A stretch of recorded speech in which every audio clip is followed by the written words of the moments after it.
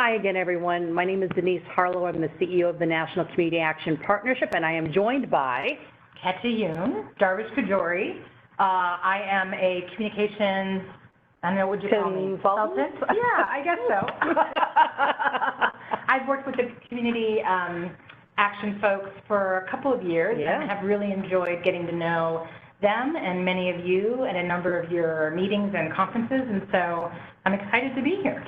Yeah, we've really appreciated Katia Yoon's involvement. As you've probably seen, our National Impact Report that we released, I believe, a year ago, was a big lift, and Katia Yoon was a huge help with that. And you may have met her at some of our conferences and events where she's been doing some training and engagement with agencies, both at the conferences and then individually. So we're really thrilled that she's here to talk about crisis communications. And I'm going to just kind of do a brief introduction and then step out.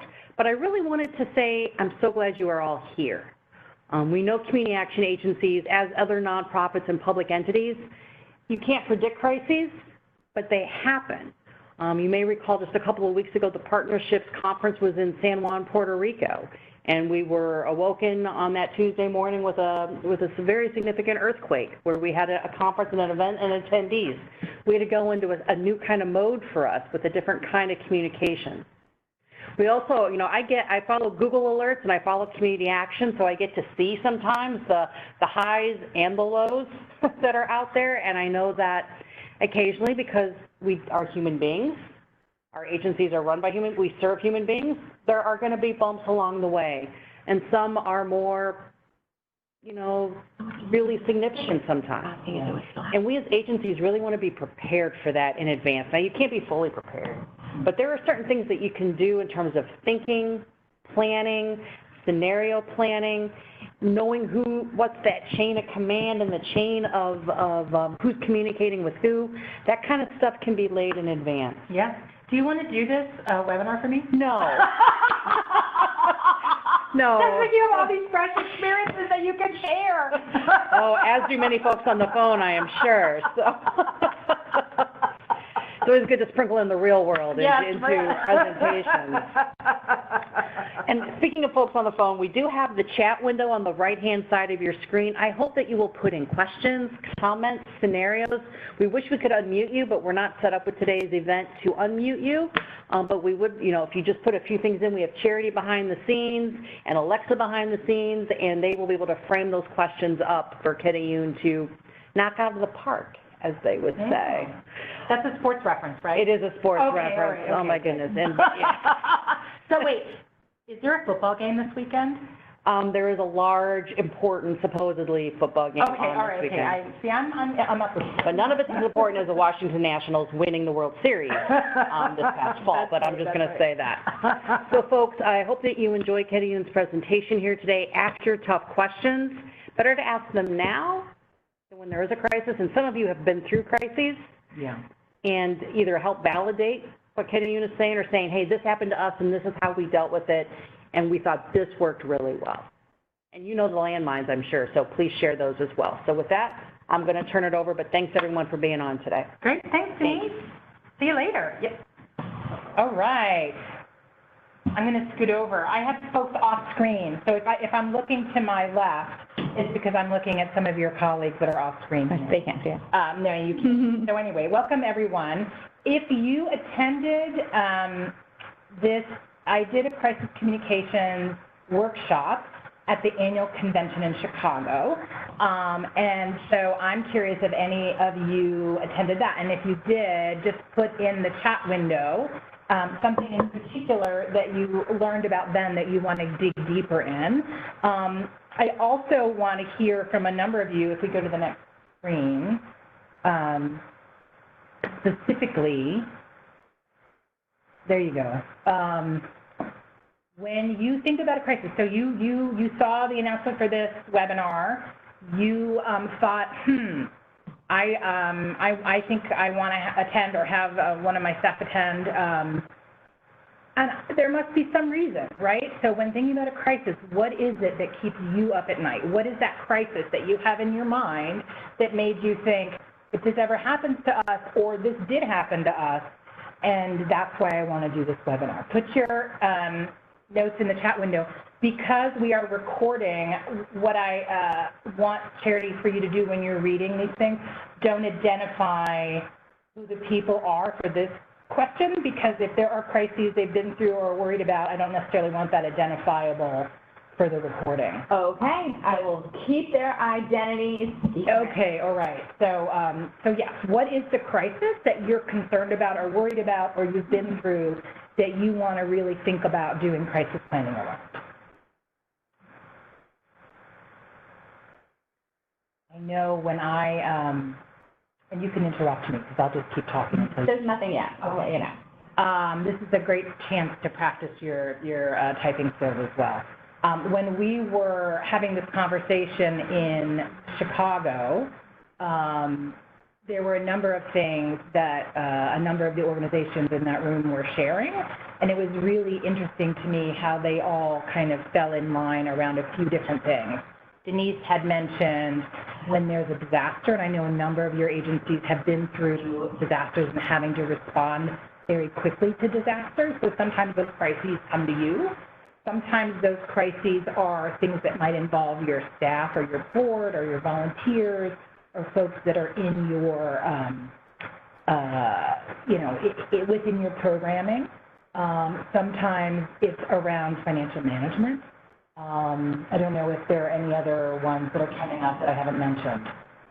So if you are sending in your scenarios, please send that to all participants instead of sending that privately. That way we can all see your scenarios. Okay, there you go. Yes, I saw some of them pop up on and they're not coming on mine. And they're not coming on her screen. That's why. We have a couple different laptops.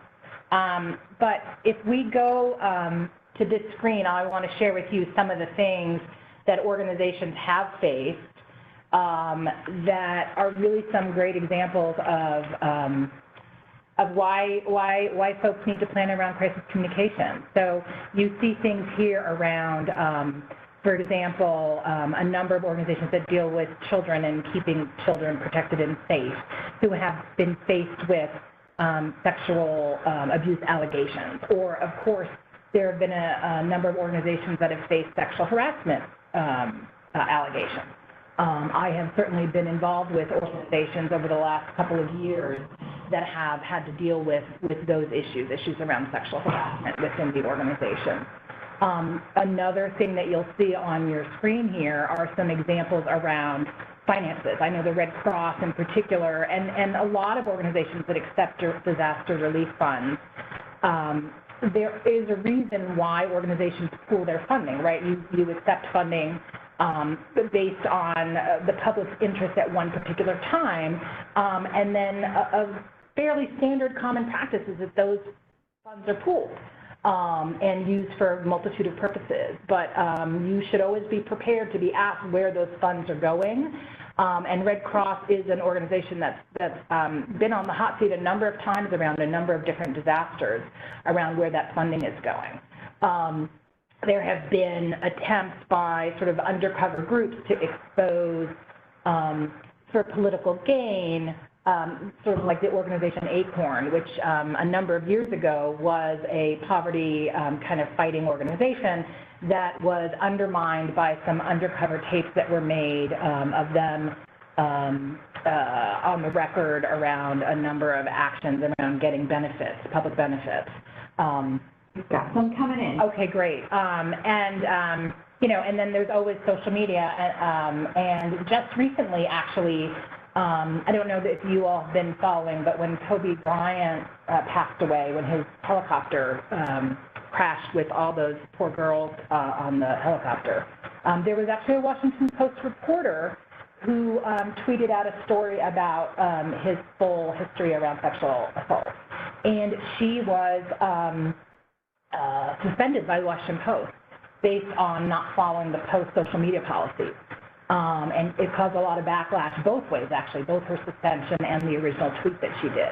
So I think a number of organizations face a lot of crises when it comes to staff and their use of social media. So what are some of the other questions that come in?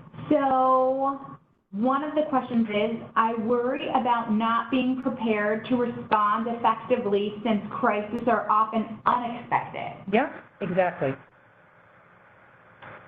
And we will talk about that for sure, that there are actually ways to prepare. Next, I'm a 911 dispatcher in Oregon, and my sister was at the convention in Puerto Rico. Thank you for coming to Puerto Rico, by the way. I'm also a FEMA communications unit leader, so I am standing by in case I need to go to Puerto Rico to rescue her. Oh, wow. I think about the loss of communication all the time. Yes. And that's a great, you're in a great position probably to even share some of the ways that, that you all have put into place to be able to respond. Unless there are a couple others, I want to move forward to talk about how you actually can be prepared to the extent that you can for unexpected events. There are two subjects, not necessarily questions. One is weather, for instance, tornadoes. Yeah. And the other is homelessness with specific clients. Yeah. And that does happen where you have a client that either you've told a story about or you've really held up as an example of a success story. And then as all of us do, and especially folks that are really struggling with availability of resources, they don't, the path to success is not always a straight path up, right? There are lots of crooks and valleys. And so I've certainly seen experiences where an organization has, for example, had a client, this was a youth client, speak very publicly at a big gala as a success story, and then actually soon after that had some issues that person was struggling with. And so that certainly can be something where you have a client who might even be a more public client who has some struggles, and you want to be able to respond to that. So these are all, just a way of really thinking about all the different kinds of crises that are that are unexpected, that come to your door. And the question really is, what can you put in place in order to be able to respond to those? So let's go to that next slide. And I want to just share with you, and by the way, I'm hoping that what you all may be doing right now is sort of, you've got your blank piece of paper out, and you may even start to jot down the elements of a crisis communication plan, and then you can fill in sort of all the details after we're done with this webinar. So there are really kind of 3 Ps that I like to think about in terms of crisis communication. There is that first step, which is around preparation, and there are things you can do to prepare so that you can avoid a crisis to the extent that you can. Can't avoid the tornado, but you can avoid some other things. The second P for me is plan.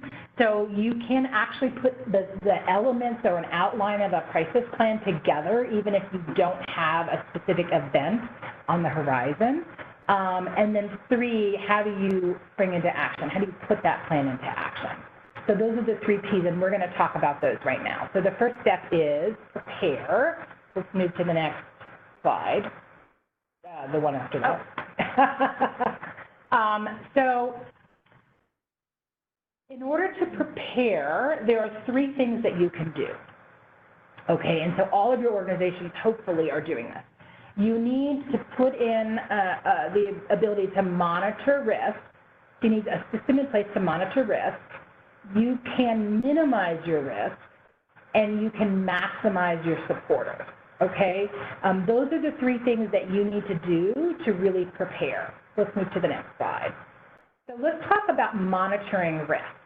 One of the important things to do is to not be blindsided, and so there are things that you can do. So first of all, I would for sure have a Google alert set up.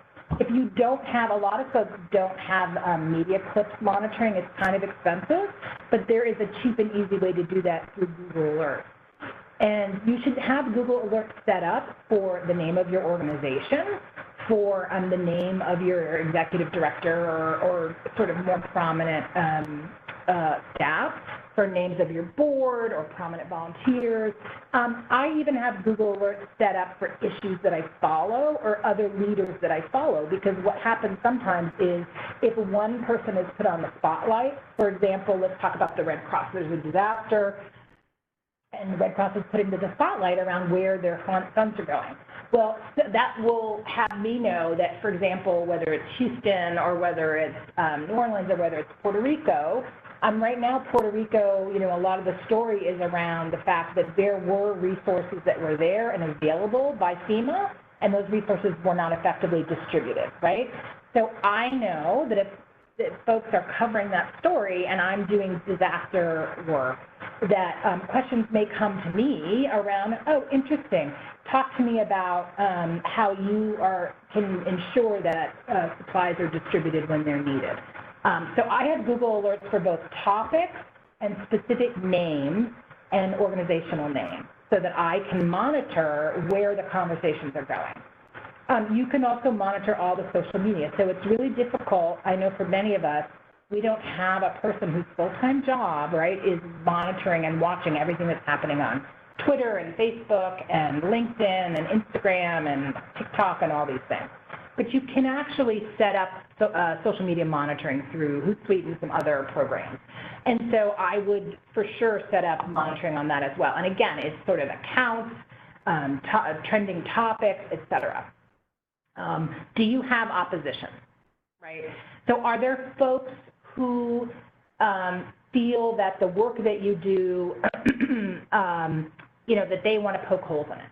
And sometimes it's individuals, but sometimes it's the fact that, you know, there's a big push around a lot of the work we do to sort of put more and more constraints on social benefits, right? And so what are the organizations that are sort of lifting up, you know, poking holes in SNAP shouldn't be available, free lunches shouldn't be available in schools, et cetera? I would follow them as well. I would review your email list and social media followers and event attendees and see if any of these, what I would call opposition, or people that are loud and not in agreement with you, or people who are your critics, are they on your email list? Are they among your social media followers? Are they coming to your event? I just want to say that if well, we'll talk about this later, but if you're not a government agency or you're not accepting government funds, you don't actually have to you can block social media followers, and you don't have to have folks on your email list. And you should also audit your policies, right? So look at your HR policies, your financial policies, your whistleblower policies. Are you following them? Are they sufficient? Those are really important questions to ask. I will say that with a lot of these organizations that have been through issues around sexual harassment or around child abuse, for example, there was a school in the DC area, which is where we are, that I won't name, that one of the charter schools here had some just terrible issue around some sexual abuse with one of their teachers. And they weren't following their own policies, right, in terms of not allowing a child to be alone with another person. So you can audit your policies and make sure everyone on your team knows what they are and that they're following, right? So those are things that you can do to monitor your risk. So we have a question specifically about this opposition and related to children. Okay. As you know, many of our community action agencies do run Head Start programs, and so this question is about being prepared for negative posts shared on social media by an unhappy parent. Yes, yes. So first of all, again, and we're going to talk about a little bit about how do you respond to things like that. You should obviously be monitoring social media posts so you're aware that there are negative comments. I think one of the things that I always want to say this later is understanding whether or not something is a crisis, a full-on crisis, or whether or not it is an incident that you need to respond to, but it's not a full-on crisis. So if I have a parent or I have a person who is making negative comments on social media that I am managing, for example, there are a couple things that I look for. So one is if I know that parent, if it's a parent of a child in my program, I will most likely put a call into them and say, I noticed that you seem unhappy about X. I want to invite you in to talk about it. you do not have to respond on social media. You don't have to respond on the same platform that they're on. If that post is put up and it's not like getting any visibility, right? If people aren't commenting on it, it's not gaining traction, then you can call them and say, I really appreciate that you gave us feedback, let's talk about it.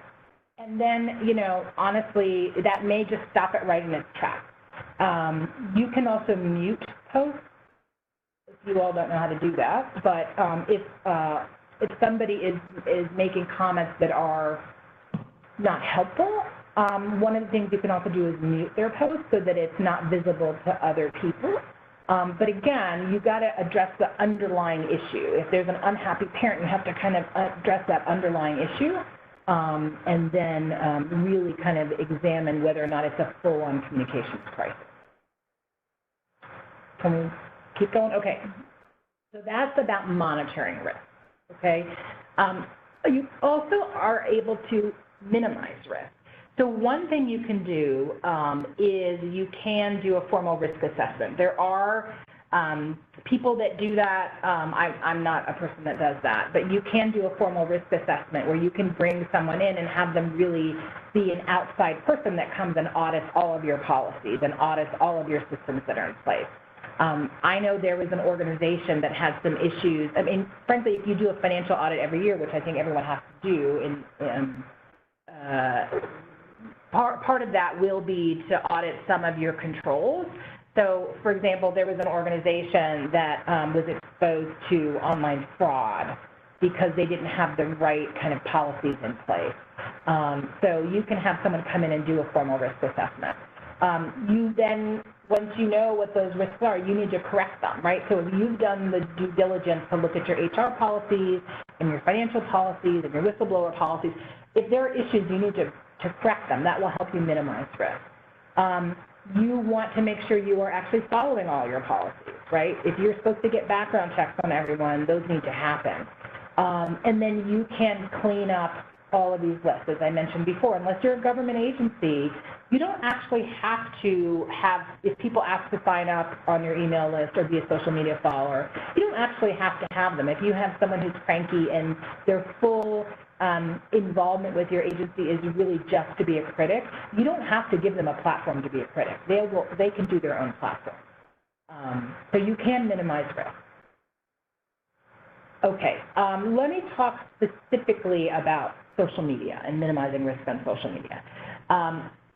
It is really important that you have a social media policy within your organization. And many people don't, and it can be fairly simple. But, you know, if I'm wearing my hard hat of being sort of a manager, I just want to point out that you can be really clear that these are the folks that speak on record about our organization, and we do not want anyone else to speak on record for the organization, and that includes social media. So you can engage your staff and let them know why that's important, but that, you know, that you folks cannot speak about the organization unless they're touching base and checking in with the team. I think that, again, you probably see this in social media bios, but you need to make sure that all of your team that's active on social media has something in their bio that says something like, views do not reflect my employer, or views are my own and don't reflect official policy or something like that. A lot of social media bios, people always sort of put in that little bit of saying, these are my own views. Now, even if someone says it's their own views and they're out there talking about your organization, people are going to pay attention to the fact that they're talking about your organization, but at least there's one filter if they're saying that they're not speaking on behalf of the organization. I want to say that the more senior a person is within your organization, the higher bar that they have. So there is no such thing as a private persona, right? So if you're the head of an organization, if you're the board chair, it's really difficult for you to have personal opinions. All of your personal opinions reflect on the organization. And I think folks just have to realize that. And then finally, I think it's really important for your social media policy to say to your team, like, we understand and value and believe that people should be able to share their opinions, but your speech, if it's public, and public includes social media, cannot violate our organizational values. So that means if you're doing hate speech, if you're promoting racism, or what have you, those are in violation of our organizational values, and there will be consequences related to that. Finally, in terms of being prepared, it's really important before a crisis hits to really maximize as many supporters as you possibly can. So you want to make sure that if a crisis hits, there are people that are out there that are sort of testifying, and I use that not in a legal sense, that you are an amazing organization that does good things, and that in fact, you know, no matter what the circumstances, they've placed their faith in you, right? So you want to make sure your board and your volunteers and your staff are fully kind of embracing the organization. So I will say, if a crisis hits, that is going to test any of the fissures or issues that you may see within your organization, right? So if a sexual harassment claim happens, or something happens to a child, or there's some criticism of your organization, you want to have staff and board and volunteers that are fully behind you. And so if there are issues within your organization, you need to try and address those, and really make sure that those folks are ready, willing, and able to support you, and that you're adequately dealing with whatever issues that may be internal. You want to strengthen your relationships with elected officials. So to the extent, whether it's within your community, if it's your mayor and your council members, if it's a state agency or whatever, you want to make sure that you're doing these regular touch points with elected officials, so that if they are asked a question about why are you giving money to X, or why is there money being set aside for Y, that they have a relationship with you and they know all the good work that you're doing. Similarly with the media, you don't want your first media call to be about a crisis, right? You want to have a regular sort of relationship with media, so that they have sort of a bench of things that they've talked to you about. So I used to work on the Metro desk at a newspaper in New Mexico. And I will say that we were always getting visits by local organizations. The editorial office was always getting visits by different organizations. And so I would say that establishing those relationships so that reporters trust you when you say something is going to be really important. And then finally, it is great to grow online supporters, right? So if you have a group of people who hear from you regularly online and are excited about the work that you're doing, then they are going to have more belief and faith in the work that you're doing, even if there is a bumpy road. Any questions about being prepared? Any questions that have come up? Those should be, again, and these slides are going to be available to the group after this, right? So I would say after this webinar, go back and take a look at those checklists and make sure that you have ticked off all your boxes about being prepared. Okay, so plan.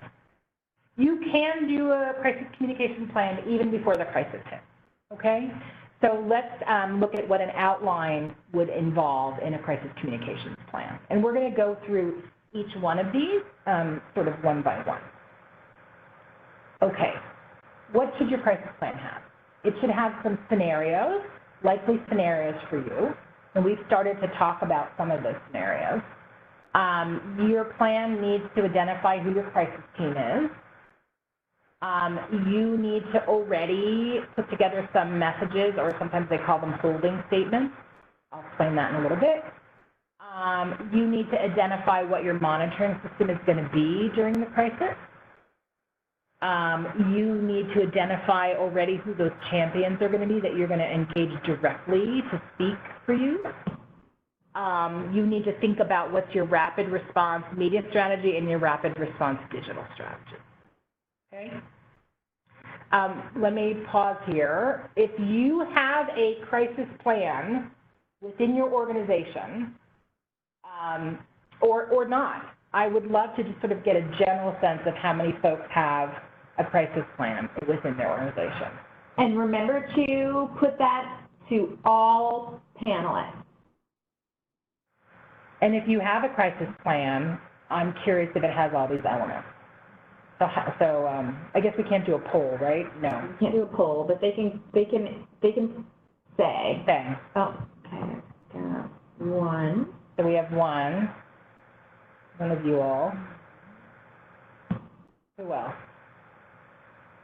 We're currently working on our crisis plan. There's one that's working. Okay, so one of you is working on your crisis plan. So this will be a good outline for you to look at as you're putting that together. And then we have another one, but it does not include scenarios. Okay, well, great. Then we can talk a little bit about what a scenario should look like. That's great. Let's actually move to that, to the scenarios. Feel free to interrupt me. And by the way, if you all have any specific, well, let's move to the next slide. Let's talk about scenarios. So your crisis plan should include 5 to 10, or if that seems overwhelming, at least get started with a number of scenarios that are likely that your organization could face and that represent the greatest risk for you. And you should kind of outline with a little bit of detail what those things might look like, right? So a scenario could be, for example, if I'm thinking about the sort of local agencies, right? A child is lost at a park or left behind, right? That has happened.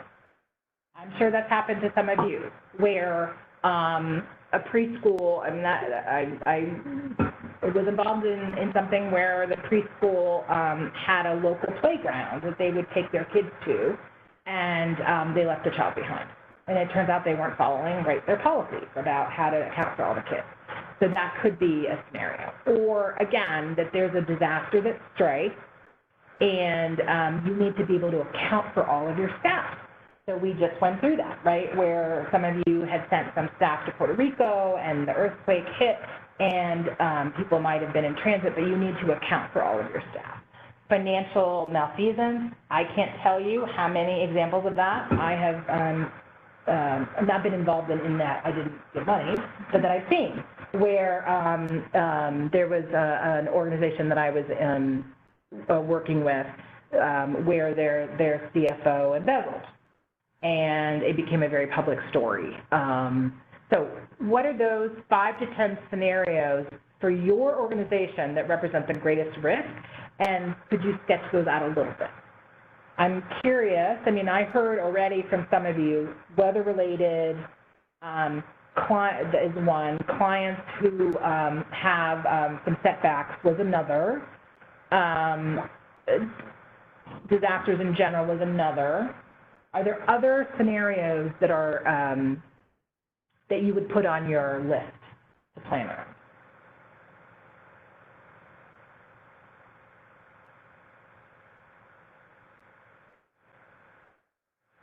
What's the typing away? So what are those scenarios that would be on your list of 5? What are those scenarios?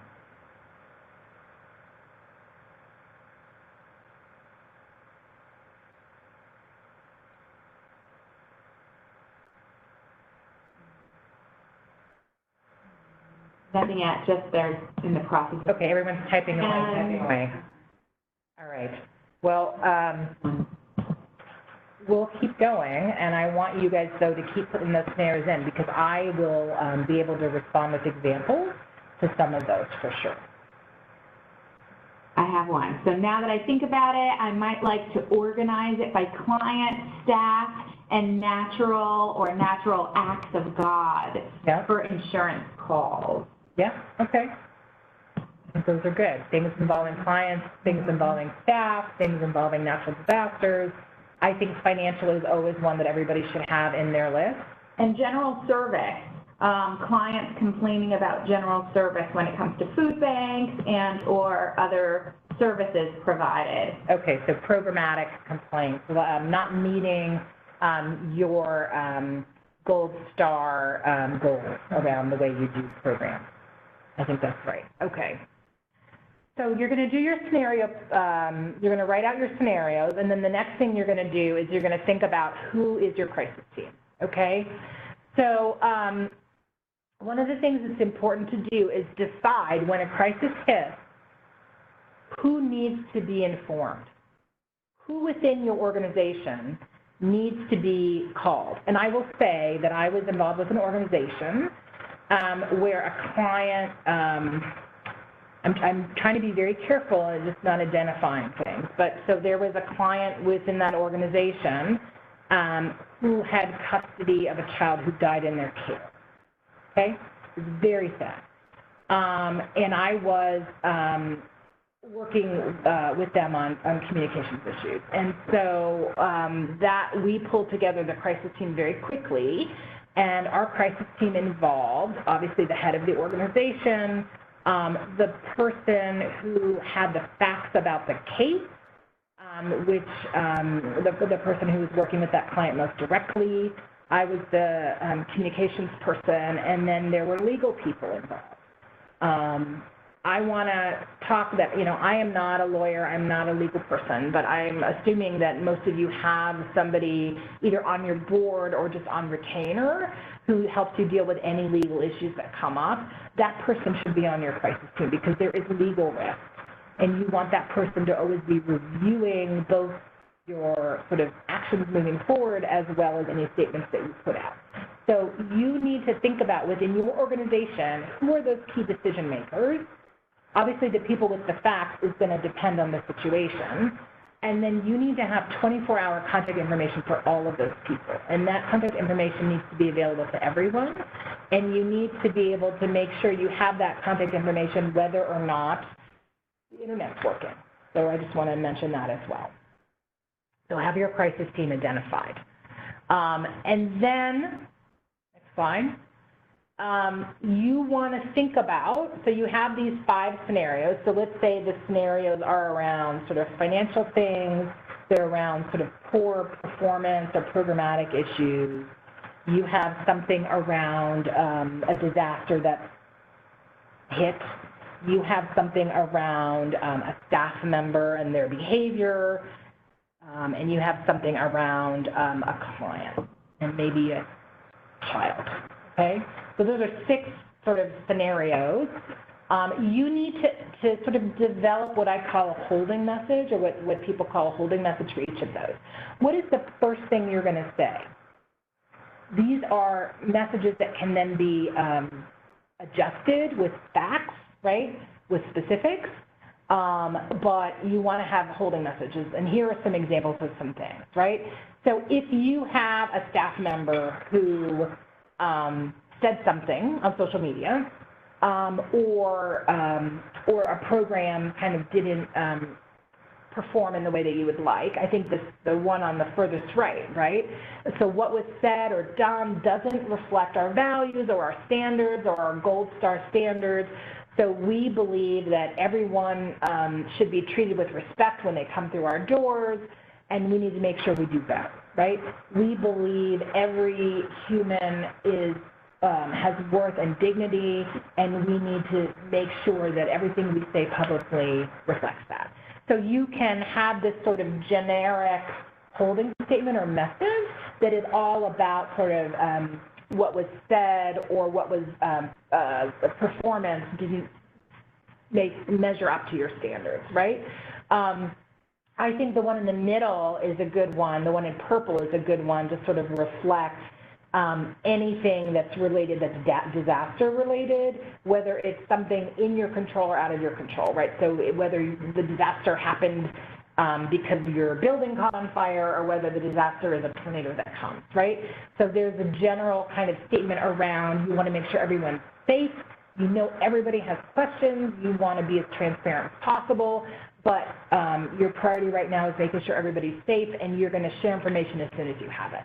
So there's sort of like a general message around focusing on the safety of all the staff or the clients or whomever, and that you know that there are lots of questions you're going to get for those. And then I think the first one is around all of these sort of allegations that could be around abuse or around financial malfeasance or anything like that, that it's sort of like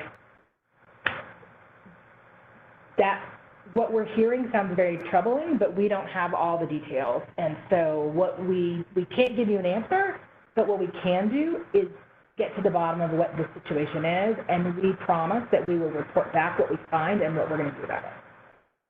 So those are kind of three general messages that I think you want to kind of tweak for your organization, but are kind of good places to start as you're thinking about what your response would be around disaster.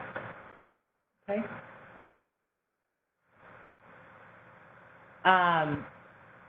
Then you want to make sure that your plan includes a monitoring system. So who is it that will be responsible for tracking any media coverage that comes out about this crisis, or the social media chatter, or the emails that are coming in, right? Or the donor response. If you have, whether it's institutional donors or government donors or individual donors, how are your donors responding? How are elected officials feeling about what's happening? You need, all of the monitoring that we talked about before, just as a way to prepare. You need to make sure that you're someone's job is to specifically monitor all the reactions and sort of lift up to everyone what's being said by whom. So again, and I always have a tier of response. If it's an elected official, if it's a media outlet that everyone follows or everyone is paying attention to, in this area, if it's going to be on one of our local news stations as the lead story, I need to know that, and I need to be able to respond to that. Does that make sense? Yep. Okay.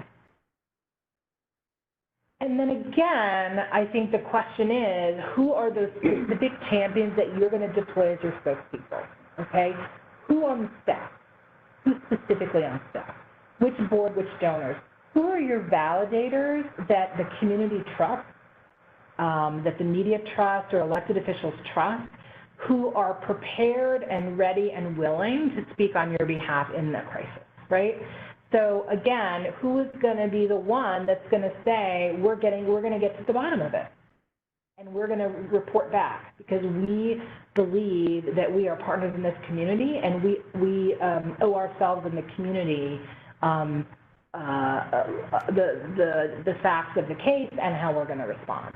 You need to really identify those folks. And I would say, in terms of preparation, if you haven't done some media training, even if it's just within your own organization, folks that can talk about your organization, that have the ability to share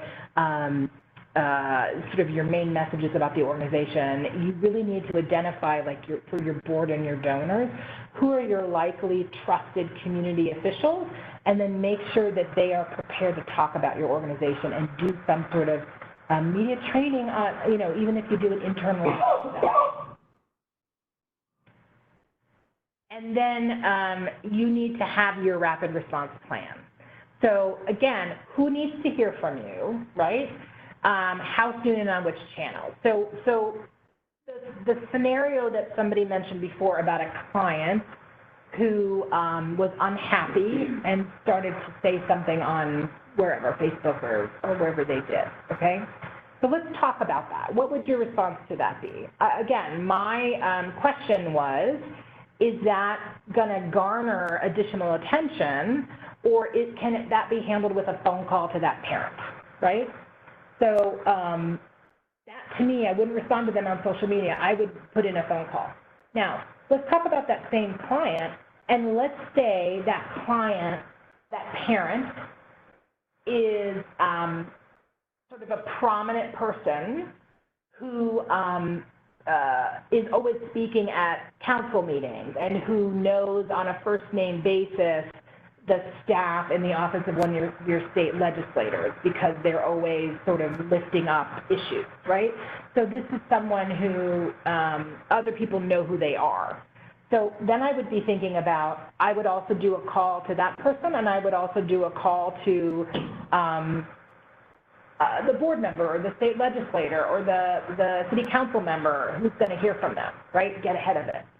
I wouldn't do an email to your list or go out to the media and do a response. So you really need to understand that these are all the channels that you could deploy rapid response around, and just sort of be prepared to really evaluate which of these response mechanisms you need to put into place for what kind of scenario. Okay, I'm going to pause for a second. So for those of you that are working on your communications plan, your crisis communications plan, or those of you that are starting to put together a crisis communications plan, I would love to hear if you have those elements in your plan, or which of those elements that we've talked about do you feel like you need to do more thinking around, okay? So is it champions? You're not sure who your spokespeople will be, and they're not trained? Is it understanding how to do rapid response and how to actually use those channels?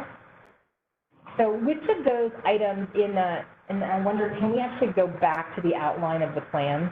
Can we go back? Going back, keep going back, keep going back, keep going back. There we go. Whoops, no, yep.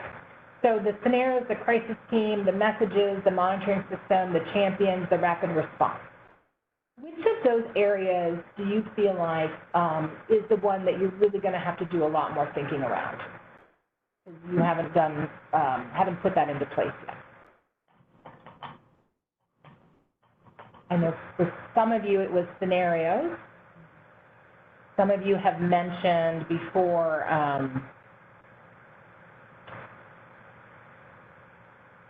you don't have the messages in place.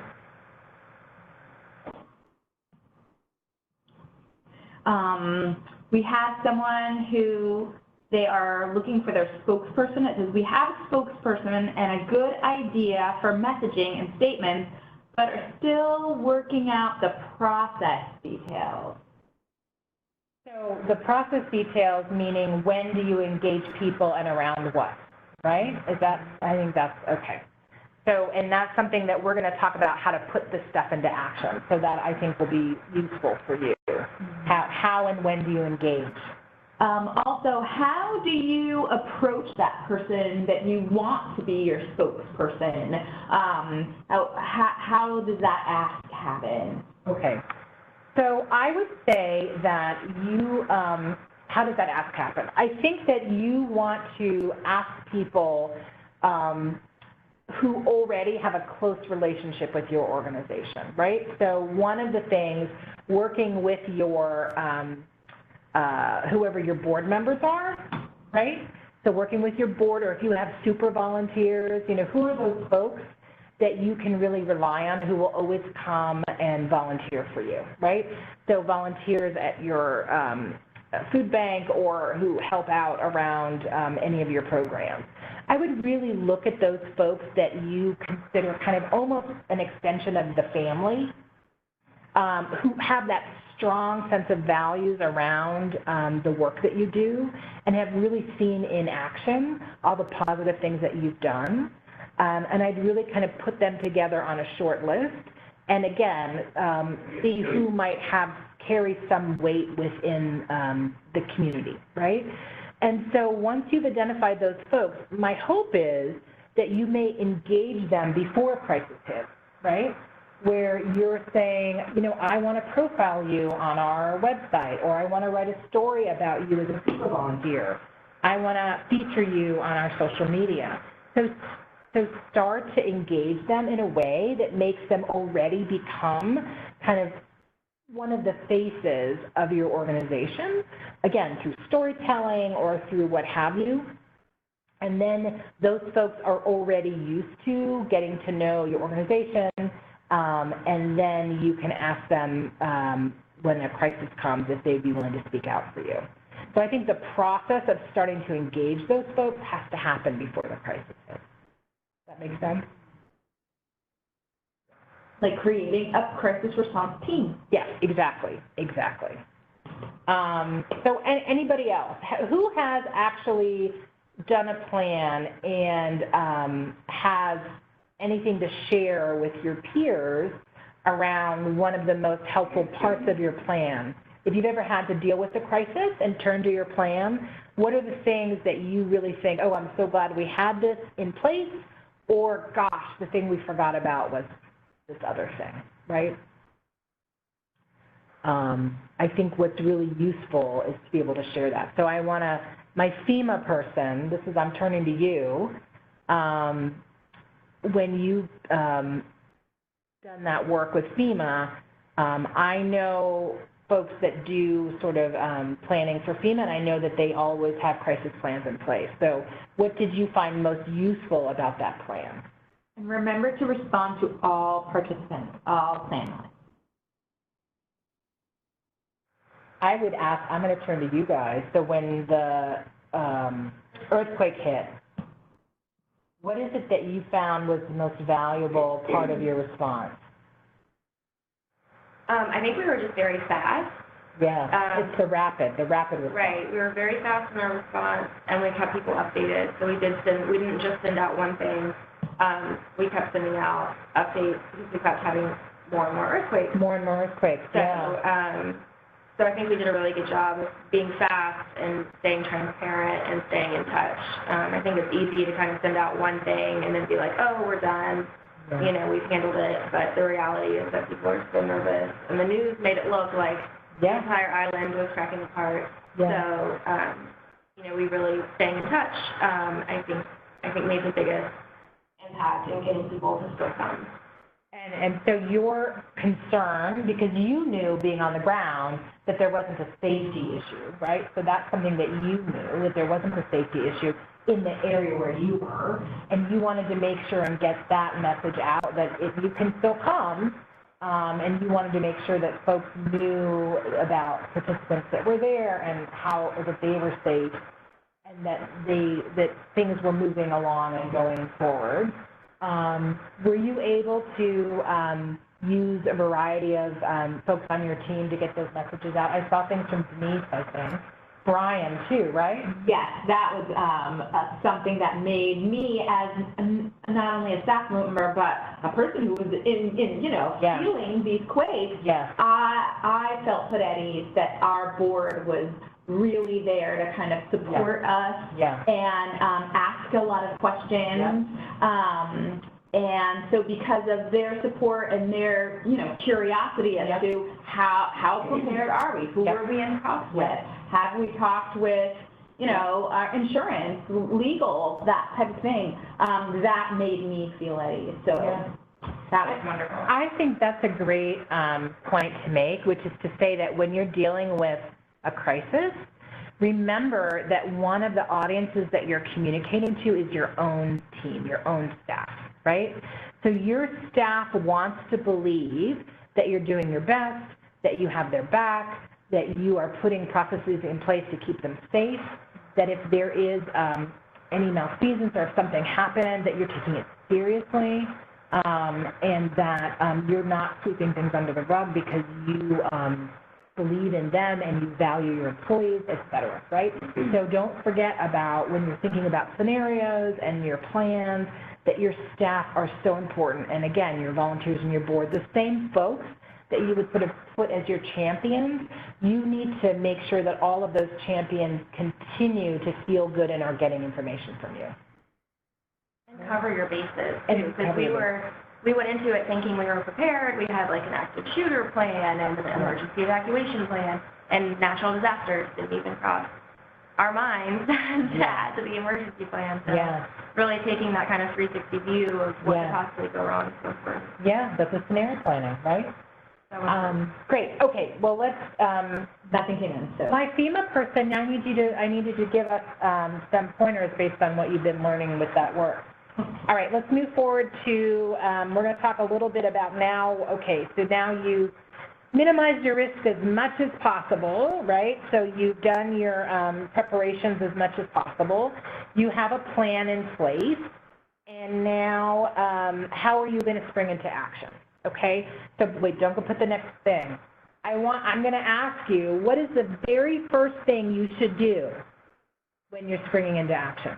What is the very first thing? Put something in the chat box. What's the very first thing? Crisis hits. First thing you should do. First thing you should do. Come on, you guys. I can't see your faces, but I know who you are. Come on. Don't forget to put all participants. All panelists. Let's see, one's coming in. First thing you should do. See, so next time I do a training at one of your conferences, you will learn from me that if you're in the room with me, I'm going to call on you. So. I've got assess the situation. Assess the situation. I've got fully consider options. Fully consider options. I've got make sure everyone is safe. Everyone is safe. I have pause. Pause. Take a deep breath. Mm-hmm. Yeah. So I will say, now we can go to the next slide. So assess the situation and take a deep breath and pause is exactly the right answer, because the first thing you should be asking is this a crisis? Okay, it's a bad thing, or someone said something bad about you, or, oh my gosh, I can't believe this is happening. But is it actually a communications crisis? That is the question you should be asking yourself, right?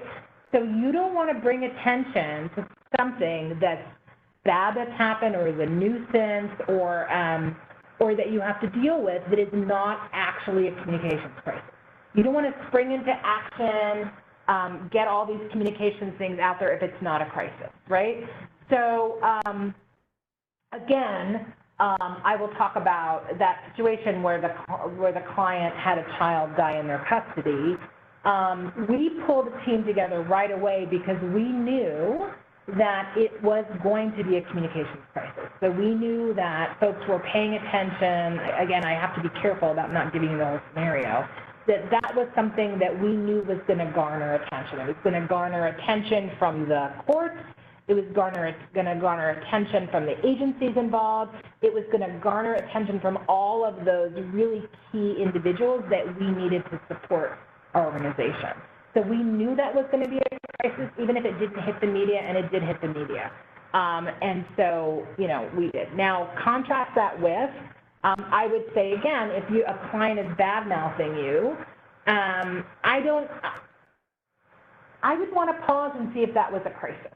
If you have your conversation with them and you all have put a plan in place with them where you're going to address their concerns, maybe that nips it in the bud. Or if they continue to be disgruntled, but they are not, and you've done, again, I would want to say, and you've done what you can do to really resolve that issue, and they remain disgruntled, but they can't garner a lot of attention, again, it's unfortunate, but it's not a crisis. Versus someone who kind of really can kick up a lot of dirt and create it into a full-blown sort of media crisis, right? The way you filter that is by scope?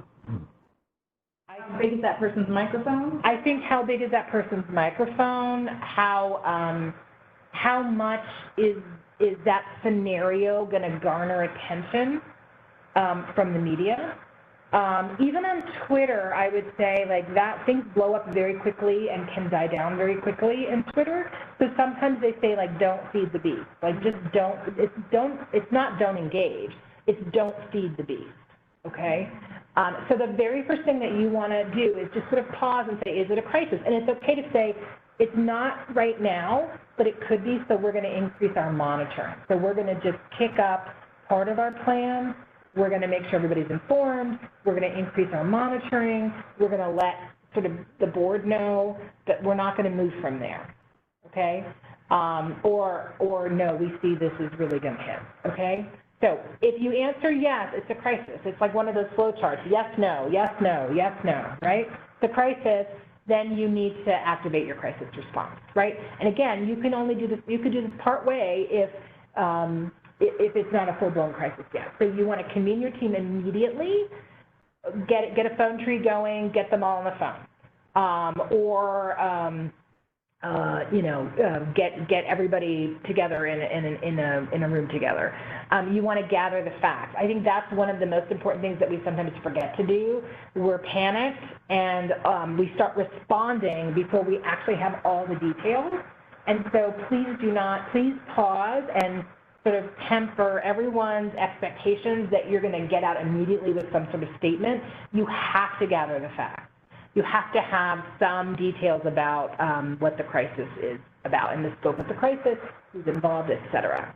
That's when you pull out your plan and you sort of adjust based on the circumstances. So which of these holding statements are we going to take and adjust and run with, right? You do want to respond quickly if it is in fact a crisis. And then you want to be able to monitor reactions and then decide where to go from there, okay?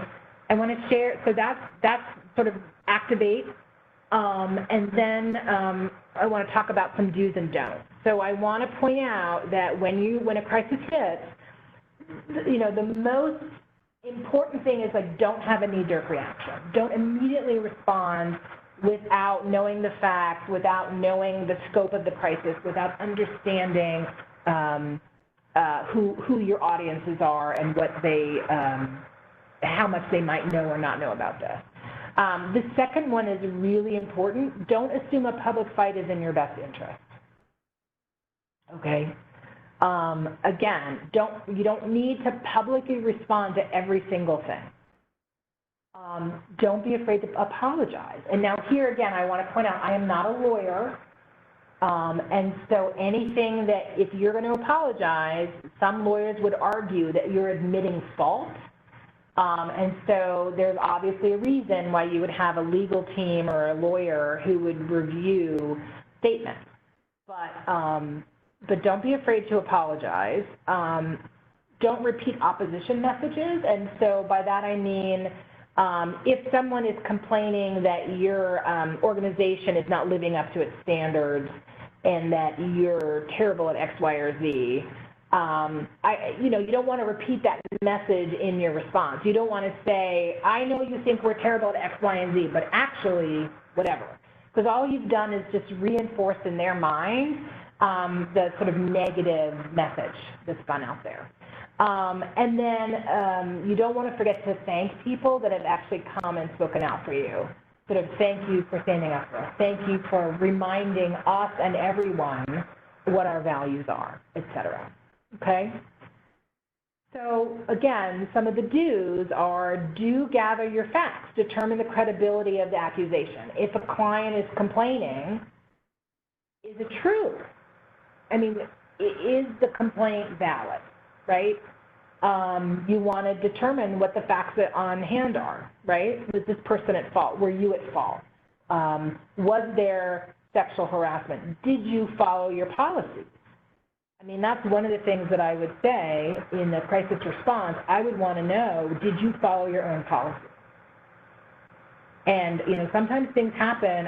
I don't mean to be dismissive, but bad things happen. They happen all the time. You can follow all of your policies and you can still have a situation where you have sexual abuse, right? You can follow all of your policies and still have folks that are harmed during a disaster. Bad things do happen. But you want to be sure whether or not you followed your own policies and you did everything that you could to mitigate that risk ahead of time, okay? You want to, again, review your plan and the scenario and start moving forward on that scenario that you've outlined for yourself. You do want to minimize your legal exposure. So again, I'm not a lawyer, but you need to have a lawyer. I should say decide what is and is not in writing, what is and is not in email. Everything is discoverable. I've certainly been involved in situations where folks put things in writing that created legal risk in the future. Folks said something about a staff member and the malfeasance, and then they were actually sued for slander. Okay, so there was a staff person, they violated a policy, but again, there's reasons that personnel policies or human resource policies have some amount of privacy involved, and then they were sued for slander. So you really should be very clear about what can and can't be put into writing, and then make sure that you're not creating legal risk for yourself in the future. Again, do monitor the media and the social media, and then really think about what's internal and what's external, understanding that everything that's internal could be shared or broadcast, right? So just as you were saying earlier, Charity, that one of the things that you appreciated when the earthquake hit is that it felt like the board cared about the staff, that they were responding and were really saying that we want you all to be safe. So there may or may not have been, I wasn't involved in that, but there may or may not have been an email that went to staff that was internal, or conversations that happened with staff that were internal. So you really want to think about your team and your staff and your volunteers, and you may send an email to them, right? You want people to know I'm talking to you as well. Sometimes what happens is people send an all-staff email when something happens that's going to hit the news. They send an all-staff email that's sort of more general, and then they call a staff meeting, and then in that staff meeting, they might share more details. But remember that anything you say in writing or not in writing could be shared externally. But you do need to think about your staff and your internal team as part of your crisis response, both in terms of they're going to help you respond, and they need to be assured that you're doing the right thing. That makes sense to you? I'm getting a lot of head nods over here. Hopefully you guys are on your computers nodding your heads as well. Okay. Questions come in. Great. All right. So let's talk about messages a little bit. So take those holding messages that you developed, update them to reflect your current scenario, reflect staff and audience emotions. You can be empathetic without admitting guilt, okay? So I want to really point out that it's not enough to be right. You have to show that you are all organizations that are doing this work because you care about people in your community. And I will say I've done a lot of work with domestic violence organizations. I've done a lot of volunteer work on shelters. And excuse me. And we all do that work. I think I'm just talking too much. We all do that work because we care a lot about keeping people safe. I have had experiences where, there have been what I would call, I don't want to say difficult clients, but clients who don't always act in their best interest and don't make it easy.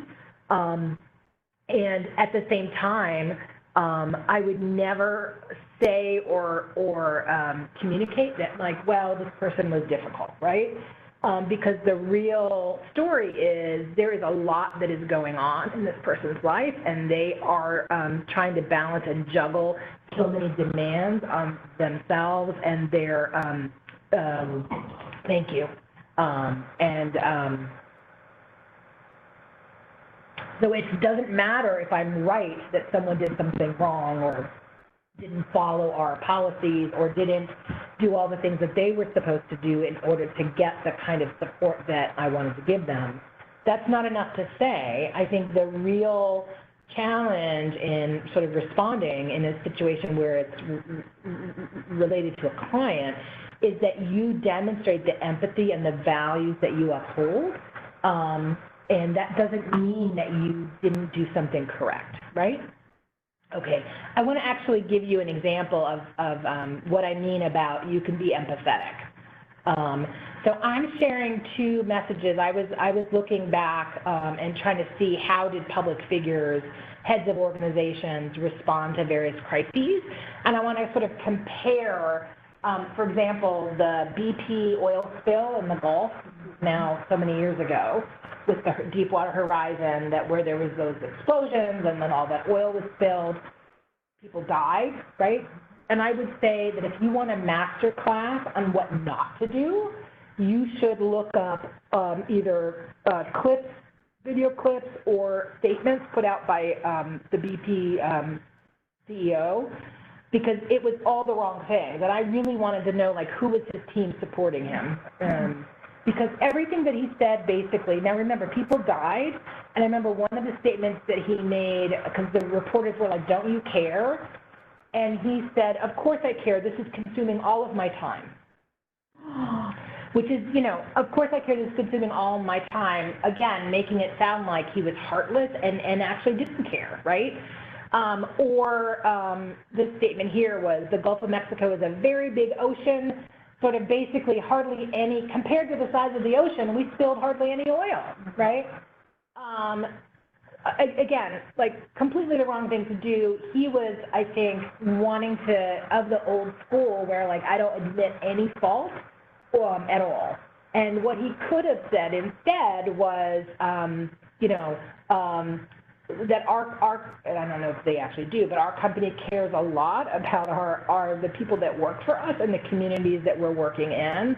And so of course we're concerned and thinking about the families, and we're thinking about what are the steps that we need to take to try and get this resolved so that we protect the communities around the Deepwater Horizon, right? So he could have not said we did anything wrong.